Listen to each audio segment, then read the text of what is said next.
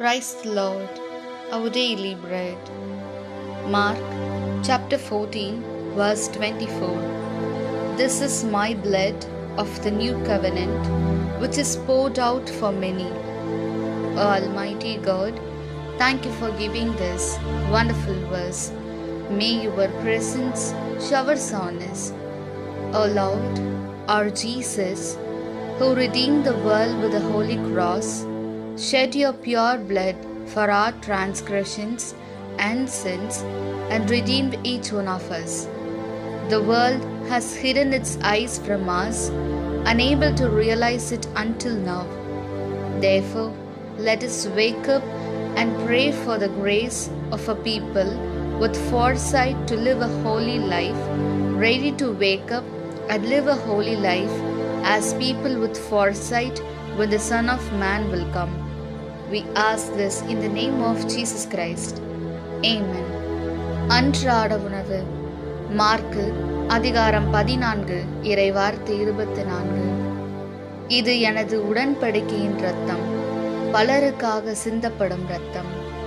அன்பின் தகப்பனே, இன்றைய நாளிலே இந்த இறை மன்னாவை கொடுத்ததற்காக நன்றி ஆண்டவரே.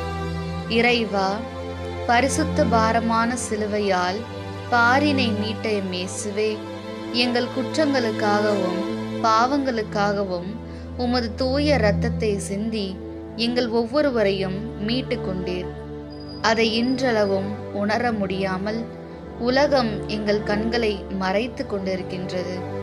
எனவே விழித்தெழுந்து மானிட மகன் எப்போது வருவார் என்று ஆயத்தமாக முன்மதியுள்ள மக்களாக பாவத்தை விட்டு பரிசுத்த வாழ்வு வாழ வரம் வேண்டி ஜெபிப்போம். அன்னன்னுள்ள போஜனம். மார்க்கோஸ் 14 அத்தியாயம் 24 வாக்கியம். இது அநேகருக்கு வேண்டி சிந்தப்படுന്നതും ഉടമ്പടയതുമായ എൻ്റെ രക്തമാണ്. ദൈവമേ, അങ്ങ് ഞങ്ങൾക്ക് വേണ്ടി ഭാരമുള്ള കുരിശ് വഹിച്ച് ഞങ്ങൾക്ക് വേണ്ടി അങ്ങയുടെ തിരു രക്തം സിന്തുകയും ചെയ്ത് ഇതൊക്കെ അറിയാത്തവരായി ഞങ്ങളിൽ പലരും ജീവിക്കുന്നു. അങ്ങയെക്കുറിച്ചുള്ള അറിവും ബോധവും നൽകണമേ.